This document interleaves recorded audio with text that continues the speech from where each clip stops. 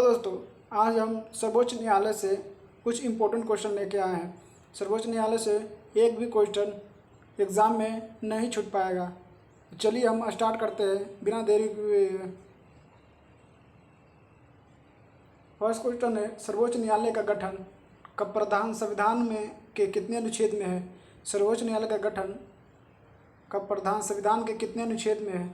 तो अनुच्छेद 124 में सर्वोच्च न्यायालय का गठन का प्रावधान है, अनुच्छेद 124 में। तो इसको आप याद रखेंगे। नेक्स्ट, भारत का उच्चतम न्यायालय का उद्घाटन कब हुआ?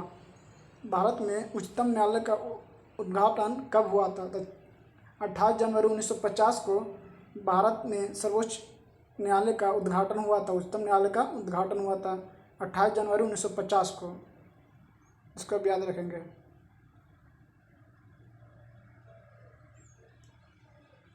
नेक्स्ट, सर्वोच्च न्यायालय में न्यायाधीश की संख्या कितनी है? सर्वोच्च न्यायालय में न्यायाधीश की संख्या कितनी है? तो यह 31 है। 31 न्यायाधीश की संख्या है।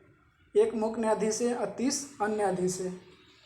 31 मुख्य न्यायाधीश है सर्वोच्च न्यायालय में। तो इसको आप याद रखेंगे। नेक्स्ट, सर्वोच्च न्यायालय में मुख्य न्यायाधीश तथा अन्य न्यायाधीश की नियुक्ति कौन करता है? सर्वोच्च न्यायालय में मुख्य न्यायाधीश और अन्य न्यायाधीश की नियुक्ति कौन करता है? ये भारत के राष्ट्रपति करता है। तो इसको याद रखेंगे। ये नोट में है, उच्च न्यायालय के न्यायाधीश की नियुक्ति करते समय भारत के राष्ट्रपति को भारत के मुख्य न्यायाधीश से विचार विमर्श करना पड़ता है, जिसमें मुख्य न्यायाधीश के अतिरिक्त 4 अन्य वरिष्ठ न्यायाधीश शामिल होते हैं। ये नोट है, इसको भी आप याद रखेंगे। उच्चतम न्यायालय के न्यायाधीश की नियुक्ति करते समय भारत के राष्ट्रपति को भारत के मुख्य न्यायाधीश से विचार विमर्श करना पड़ता है, जिसमें मुख्य न्यायाधीश के अतिरिक्त 4 अन्य वरिष्ठ न्यायाधीश शामिल होते हैं। तो इसका याद रखेंगे। सर्वोच्च न्यायालय के न्यायाधीश की बनने के लिए क्या आवश्यकता है? सर्वोच्च न्यायालय के न्यायाधीश बनने के लिए क्या क्या आवश्यकता है, इसको वे भी आप याद रखें। तो वो भारत के नागरिक हों, फर्स्ट है। सेकेंड है, वह किसी उच्च न्यायालय में 2 या 2 से अधिक उच्च न्यायालय में न्यूनतम 5 वर्ष तक न्यायाधीश रहा हो। न्यायाधीश 5 वर्ष तक रहा हो। और किसी एक से अधिक उच्च न्यायालय में न्यूनतम 10 वर्ष तक अधिवक्ता रहा हो। अधिवक्ता 10 वर्ष तक रहा हो और उच्च न्यायालय में 5 वर्ष तक न्यायाधीश रहा हो, तो भारत का सर्वोच्च न्यायालय के न्यायाधीश बनने के लिए ये योग्यता जरूरी है। इसको आप याद रखेंगे। नेक्स्ट, सर्वोच्च न्यायालय के न्यायाधीश का कार्यकाल कितना वर्ष होता है? तो कार्यकाल इसका 65 वर्ष होता है सर्वोच्च न्यायालय के न्यायाधीश के लिए। नेक्स्ट, सर्वोच्च न्यायालय के न्यायाधीश अपना त्याग पत्र किसे देता है? त्याग पत्र देना चाहे तो सर्वोच्च न्यायालय राष्ट्रपति को ही देगा त्याग पत्र, और शपथ भी राष्ट्रपति ग्रहण करता है और त्याग पत्र राष्ट्रपति को देगा। तो इसको आप याद रखेंगे। नेक्स्ट, सर्वोच्च न्यायालय के न्यायाधीश को हटाने के लिए क्या आवश्यक है? अगर सर्वोच्च न्यायालय के न्यायाधीश को हटाना चाहता है तो क्या ज़रूरी है? तो इसका आंसर ये है, संसद के सदन अपने कुल बहुमत से, जो कि उपस्थित एवं मतदान करने वाले सदस्यों के 2/3 बहुमत से कम ना हो, एक प्रस्ताव पारित करना पड़ता है। इसका मतलब 2/3 बहुमत होना चाहिए। संसद अपने कुल बहुमत से 2/3 बहुमत होना चाहिए। एक उसके बाद एक प्रस्ताव पारित करता है, उसके बाद ये हटा सकता है मुख्य न्यायाधीश को। लेकिन संसद हटा सकता है। इसको आप याद रखेंगे।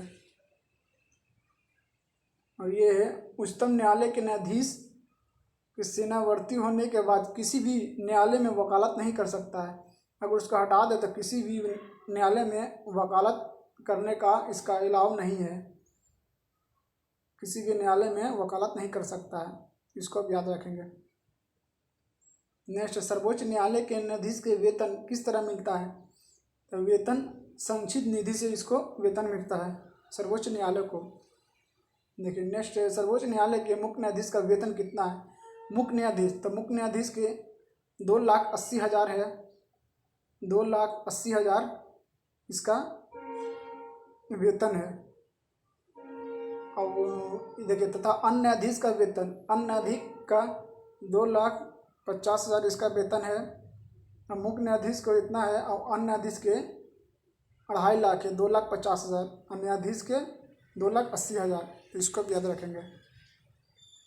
नेक्स्ट, भारत का सर्वोच्च न्यायालय कहाँ है? तो भारत का सर्वोच्च न्यायालय दिल्ली में है। भारत का सर्वोच्च न्यायालय दिल्ली में है, इसको भी याद रखेंगे। नेक्स्ट, सर्वोच्च न्यायालय के प्रारंभिक क्षेत्राधिकार निम्नलिखित में विवाद आते हैं। उसका अधिकार क्या है? क्षेत्राधिकार फर्स्ट, संघ तथा एक से अधिक राज्यों के बीच विवाद, केंद्र में या एक राज्य से अधिक राज्य में विवाद होते हैं तो सर्वोच्च न्यायालय उस विवाद को सुलह करने में मदद करता है। दूसरा है दो या दो से अधिक राज्यों के मत का विवाद, 2 या 2 से अधिक राज्यों के बीच विवाद हो तो सर्वोच्च न्यायालय निर्णय लेता है, तो इसको भी याद रखेंगे। और देखिए नोट में, सर्वोच्च न्यायालय के मुख्य न्यायाधीश राष्ट्रपति की पूर्व स्वीकृति लेकर दिल्ली के अतिरिक्त अन्य किसी स्थान पर सर्वोच्च न्यायालय की बैठक बुला सकता है। दिल्ली के अतिरिक्त और भी जगह पर किसी स्थान पर सर्वोच्च न्यायालय की बैठक बुला सकता है। ये मुख्य न्यायाधीश राष्ट्रपति से यानी राष्ट्रपति से राय लेकर दिल्ली के अतिरिक्त भी कहीं भी सर्वोच्च न्यायालय बैठक बुला सकता है। देखिए, अब तक हैदराबाद और श्रीनगर में इस प्रकार की बैठक आयोजित की जा चुकी है। हैदराबाद और श्रीनगर में इस तरह का बैठक हो चुका है, इसको भी याद रखेंगे। नेक्स्ट, सर्वोच्च न्यायालय के एक अभिलेख न्यायालय है, इसका भी याद रखेंगे। सर्वोच्च न्यायालय के विस्तृत शक्तियाँ कितनी अनुच्छेद के तहत दी गई है?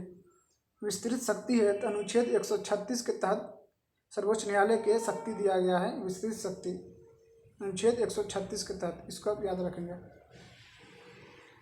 न्यायिक पुनरावलोकन का अधिकार किससे प्राप्त है? तो न्यायिक पुनरावलोकन का अधिकार सर्वोच्च न्यायालय को सिर्फ प्राप्त है, इसको आप याद रखेंगे।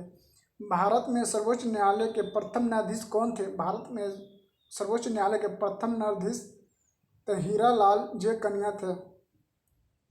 भारत में सर्वोच्च न्यायालय के प्रथम न्यायाधीश थे हीरालाल जे कनिया। नेक्स्ट, भारतीय न्याय पद्धति में लोकहित मुकदमा लाया गया था तब भारत के मुख्य न्यायाधीश कौन थे? जब लोकहित मुकदमा लाया गया था भारतीय न्याय पद्धति में तो उस समय न्यायाधीश थे PN भागवती थे। PN भागवती, इसको आप याद रखेंगे। ये सर्वोच्च न्यायालय से जितने भी क्वेश्चन बन सकते थे मैंने इस वीडियो में ऐड किए हैं। उम्मीद है कि आप लोगों का ये वीडियो अच्छा लगेगा। तो आज के लिए इतना ही है।